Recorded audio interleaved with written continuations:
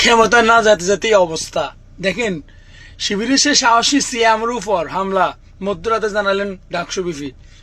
আমরা গতকাল দেখেছিলাম ওনাকে কিভাবে তারা আঘাত করা হয়েছে। উনি একদম সাহসী যুদ্ধে ঝুলেছিল, কারণ উনি যে অবস্থান ছাদের উপর থেকে আমরা ভিডিও দেখছি, যেভাবে আক্রমণগুলো করছে, তোদের মতন এই সেতা বেতা জেনে তখন নাতামাতি করস, তোরা তো গরত তো পারস নাই, বাথরুমের ভিতরে বলে আসলে তোরা।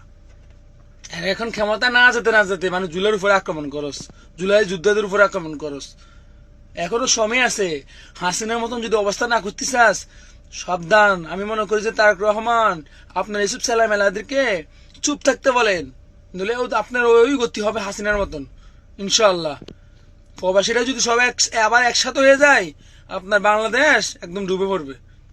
এখনো সময় আছে। জুলাই যুদ্ধদেরকে সম্মান দেওয়া শিখুন, আর যারা অন্যরূপ আক্রমণ করছে তাদেরকে আইনের আওতায় আনার সই ব্যবস্থা করেন, নাহলে অবস্থা খুবই খারাপ হবে।